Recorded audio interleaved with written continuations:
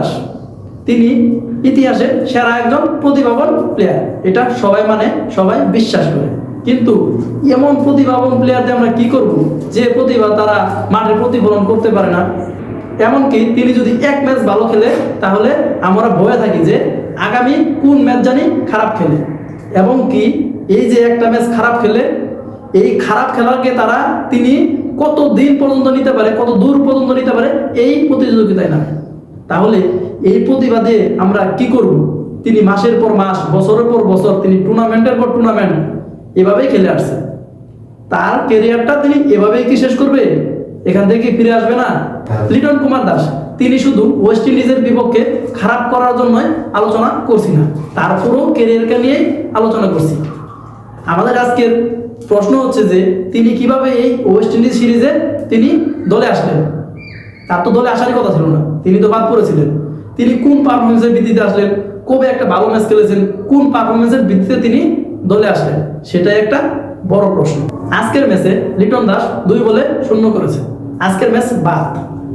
লিটন দাসের পুরো ODI career নিয়ে যদি আমরা আলোচনা করি, এই যে এবছরেই শ্রীলঙ্কার বিপক্ষে প্রথম ম্যাচে 0 করলেন এবং দ্বিতীয় ম্যাচেও এই 0টাকে কিভাবে টেনে নেওয়া যায় সেটাই দেখালেন তিনি দ্বিতীয় ম্যাচে 0। এই যে 2 ম্যাচে 0 করেছেন, এর কারণে টিম ম্যানেজমেন্ট তার উপর এক প্রকার বিরক্তি হয়, একাদশ থেকে বাদ দিলেন।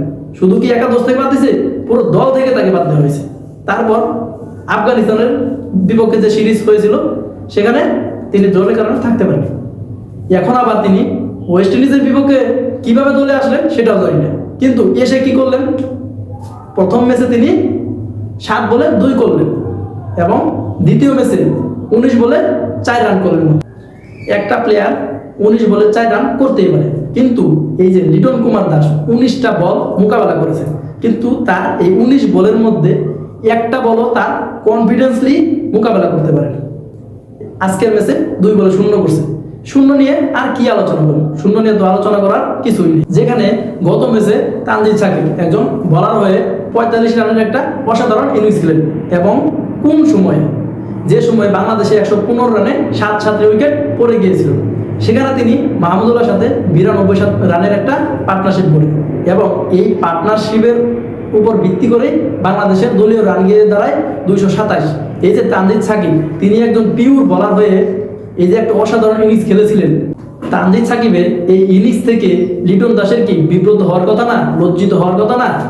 তিনি কি তার ক্যারিয়ারটা এভাবে শেষ করবেন? তিনি কি ক্রমাগত 0ই মারবেন? আর 0 মারবেই বা না কেন?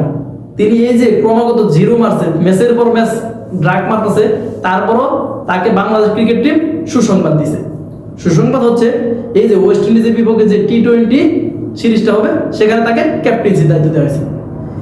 এত 0 মারার পরও যদি একটা প্লেয়ার এত সুসংবাদ পায়, তিনি তো ড্রাগ মারবে, তিনি তো 0 মারার প্রতিযোগিতা করবে।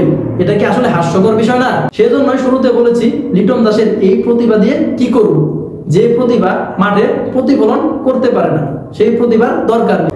বাংলাদেশের ক্রিকেট টিমকে আমাদের একটা পরামর্শ যে এই যে লিটন দাসের মতো যারা অফ ফর্মে আছে তাদেরকে বারবার সুযোগ না দিয়ে যারা ফর্মে আছে তাদেরকে সুযোগ দিন, যাতে করে বাংলাদেশ ক্রিকেট টিম আরো নতুন কিছু প্রতিভা পায়।